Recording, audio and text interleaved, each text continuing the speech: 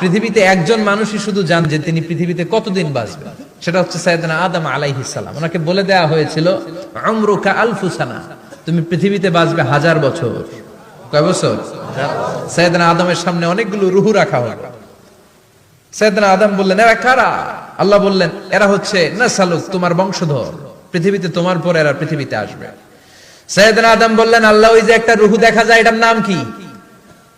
আল্লাহ বললেন, হাদা ইবনুকা দাউদ, এটা তোমার ছেলে দাউদ, সে দুনিয়াতে নবী হয়ে আসবে, তার ছেলে সুলাইমান নবী হয়ে আসবে। সাইয়েদনা আদম বললেন, মাবুদ, আমার ছেলে দাউদের কত বছর হায়াত আপনি দিয়েছেন? আল্লাহ বললেন, 40 সানা, মাত্র 40 বছর, 4 ইয়ার্স, 40 বছর তোমার ছেলেটা বাঁচবে। ও আল্লাহ, আমি বাঁচবো কয় বছর? তুমি বাঁচবা 1000 বছর। সুবহানাল্লাহ। সাইয়েদনা আদম বললেন, মাবুদ, এত ফুটফুটে সুন্দর আমার ছেলে দাউদ, মাত্র 40 বছর দিলেন কেন? জিদ মিন উমরিহি, বাড়ায়া দেন। কি করেন? সুপারিশ করতেছে পোলার লাইগা কে? বাবা। আল্লাহ আপনি বাড়ায়া দেন। আল্লাহকে বাড়ানো যাবে না, লেখা হয়ে গেছে। রুফিআতিল আকলাম ওয়া জাফফাতিস সুহুফ, কলম তুলে নেওয়া হয়েছে আর কালি শুকায় গেছে, আর কিছু করা যাবে না। সাইয়েদনা আদম বললেন, মাবুদ, আমার 1000 বছর কেন দিলেন? আমার এই সুন্দর ফুটফুটে ছেলেটারে মাত্র শুধুমাত্র 40 বছর কেন দিলেন? ও মাবুদ, আমার 1000 বছরের দরকার নাই, আমার 1000 বছর থেকে 60 বছর আমি আমার ছেলেরে দিয়ে দিলাম। দাউদ আলাইহিস সালাম বাঁচবে 40 বছর, তো বাপ আদম যদি আরো 60 দেয়, 40 আর 60 মিলে কত হয়? 100। ভালো হিসাব বোঝে, 100। আর আদম আলাইহিস সালাম পেয়েছিলেন 1000 বছর, 60 কমে গেলে রইল কত? 940 বছর পৃথিবীতে থাকার পরে মালাকুল মাউত চলে এসেছে। কারণ এটা on time, the death will come on time, it never late, কখনো দেরি হয় না। আল্লাহ বললেন, লিকুল্লি উম্মাতিন আজালুন ফাইদা জাআ আজালুহুম লা ইস্তাখিরুনা সাআতান ওয়া লা ইস্তাকদিমুন। মৃত্যুর একটা নির্ধারিত সময় আমি বেঁধে দিয়েছি, অন টাইম, অন টাইমেই চলে আসে, 1 সেকেন্ড আগেও আসবে না, 1 সেকেন্ড পরেও আসবে না। 940 বছর বয়সে মালাকুল মাউত এসে হাজির, এসে বলল, জিতু আন আকবাদা রূহাক, রূহ কবজ করতে আসছি। আদম আলাইহিস সালাম বললেন, রূহ কবজ করতে আসছো মানে? আমি বাঁচবো 1000 বছর। কয় বছর? মালাকুল মাউত বললেন, না না, ওই যে আগের কথা স্মরণ করেন, আপনি 60 বছর দিয়া দিয়েছিলেন। কয় না, আমি দেই নাই, আমি আরো বাঁচুম, আরো 60 বছর পাওনা আছি, আমি দেই নাই। মালাকুল মাউত বললেন, আপনি দিয়েছেন। আদম বলে, দেই নাই। মালাকুল মাউত বলে, আল্লাহ ঘটনা দেখেন, দিয়া কয় দেই নাই। আল্লাহ কয়, থাক, কথা কইস না, আয়া পড়। সুবহানাল্লাহ পড়েন। নাসিয়া আদম ফানাসিয়া বানু, ভুলে গেছেন উনি। আমরা ভুলে যাই, আমরা খেয়ে বলছি খাই নাই, নিছিলাম পকেটে, কয় নেই নাই। এরকম ডাকাইত আছে না নাই? নাসিয়া আদম ফানাসিয়া বানু, বিশ্বনবী বললেন, আদম ভুলেছে তো তার সন্তানরাও ভুলে যায়। জাহাদা আদম ফাজাহাদাত যুররিয়াতু, আদম অস্বীকার করেছে, তার সন্তানরাও অস্বীকার করে। সেদিন থেকে আল কিতাব ওয়া শুহুদ, মানে লিখে রাখার সিস্টেম আর সাক্ষীর সিস্টেম চালু হয়েছে। সুবহানাল্লাহ পড়েন। সুবহানাল্লাহ। 940 বছর বয়সে মালাকুল মাউত এসে আদম আলাইহিস সালামের রূহ নিতে পারে নাই। উনি 1000 বছর যখন হয়েছে তখন এসে সাইয়েদনা আদম আলাইহিস সালামের রূহ কবজ করেছে। যেই দিন পৃথিবীর প্রথম মানব, প্রথম নবীর রূহ মালাকুল মাউত দুনিয়া এসে কবজ করেছে, ওই দিনটাও ছিল জুমাবার। সুবহানাল্লাহ, আল্লাহু আকবার। আবার বিশ্বনবী বললেন, লা তাকুমুস সাআহ ইল্লা ফি ইয়াউমিল জুমআহ ইযা যুলজিলাতিল আরদু জিলজালাহা ওয়া আখরাজাতিল আরদু আসকালাহা ইযা রুজ্জাতিল আরদু রাজ্জান ওয়া বুসাতিল জিবালু বাসসা। কিয়ামতের দিন পৃথিবীটাকে একটা প্রকম্পন দিয়ে কাঁপিয়ে দিবে কে? আল্লাহ। মারাত্মক একটা ঝাঁকুনি দিবে আল্লাহ, পুরো পৃথিবীটা কেঁপে ভেঙে চুরে খান খান হয়ে যাবে। এই ঝাঁকুনি আর আর্থকোয়েক, ভূমিকম্প এর ঘটনাটা যেদিন ঘটবে, ওই দিনটাও হচ্ছে জুমার দিন। চিৎকার করে পড়েন সুবহানাল্লাহ।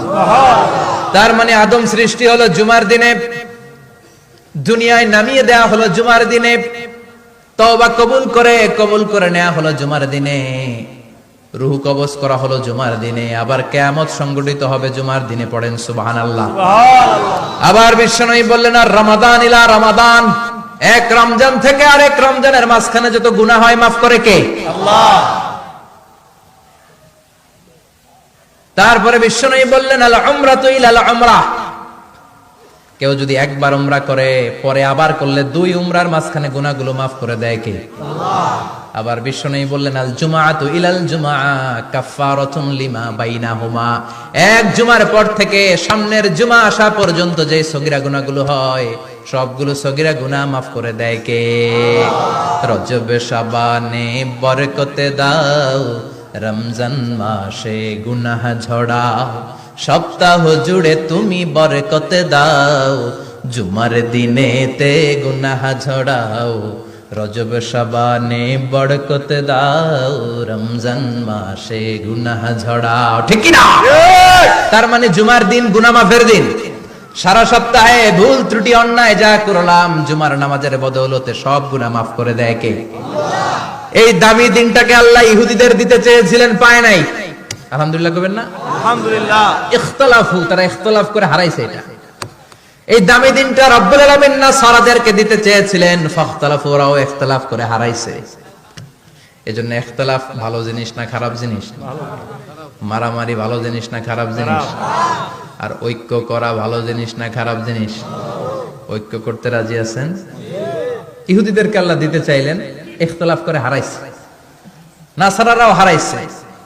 ফাজা আল্লাহু বিনা ফাহাদানা বিহাদা দ্বীন, রব্বুল আলামিন এই দিনটা আমাদেরকে দিলেন, আমরা ইখতিলাফ করি নাই, বিশ্বনবীর হাতে হাত রেখে ঐক্য করে ঘোষণা দিয়েছি জুমার দিন আমাদের সাপ্তাহিক দিন। সুবহানাল্লাহ।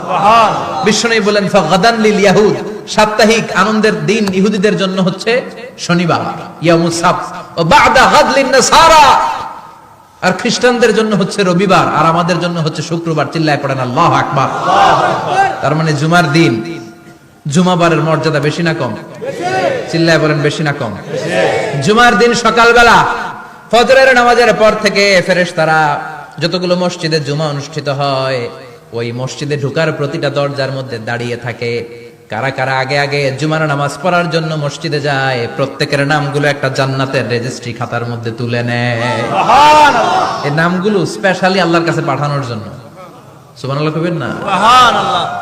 ডানে বায়ে সামনে পেছনে যতগুলো দরজা, প্রতিটা দরজায় ফেরেশতারা বসে থাকে।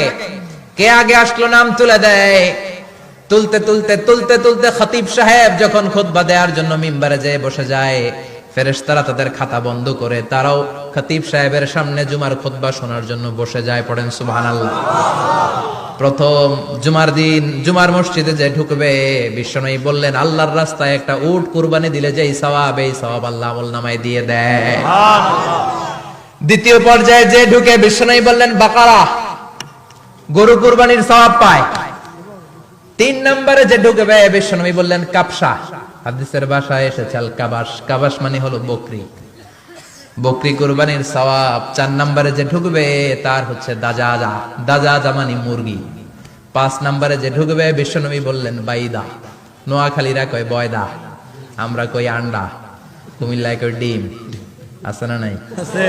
এক দেশের কত ভাষা, এক দেশের গালি আরেক দেশের বুলি। আমরা বলি ছেলে, কুষ্টিয়ায় বলে পুত্র, আরেক জায়গায় গেলে বলে হুত, আরেক জায়গায় গেলে বলে ফোয়া। আছে না নাই? এক এলাকায় বলে বেটা ছেলে, ছেলেদেরকে বেটা ছেলে, মরদ হওয়া, মরদ হওয়া হচ্ছে না, মরদ হওয়া হবে। আহা, কি ভাষার বৈশিষ্ট্য। তো যেটা আমরা বলি ডিম, কোথাও বলে আন্ডা, কোথাও বলে বয়দা। তো এই বয়দা আল্লাহর রাস্তায় দান করে দিলে যেই সওয়াব, পঞ্চম ব্যক্তি ওই সওয়াব পাবে। এই 5 জনের পরে আর লেখালেখি নাই, বাকিদেরটা নরমাল এন্ট্রি করে সব ফেরেশতারা খুতবা শোনার জন্য বসে যায়। সুবহানাল্লাহ। সুবহানাল্লাহ। তো জুমার দিনে আগে আগে যাবেন তো ইনশাআল্লাহ? সবাই রাজি আছেন? ইনশাআল্লাহ। চিৎকার করে পড়েন ইনশাআল্লাহ। ইনশাআল্লাহ। আলহামদুলিল্লাহ, আমরা এই জুমার দিনটাকে রাষ্ট্রীয় ছুটির দিন হিসেবে পেয়েছি, পাইছি না? 1984 সালে হুসাইন মোহাম্মদ এরশাদ সাহেব এই ভালো কাজ করছিলেন। উনি সব করছে জীবনে, স্বৈরাচারীও করছে, ভালো কাজও করছে। ঠিক। তো খারাপটা আর আমরা না বলি, যেটা ভালো এটাই বলি। ঠিক। উনার কারণে আজ অবধি এই 84 থেকে আজ 34 বছর বাংলাদেশের রাষ্ট্রীয়ভাবে সাপ্তাহিক ছুটির দিন কোনটা? আলহামদুলিল্লাহ কইবেন না?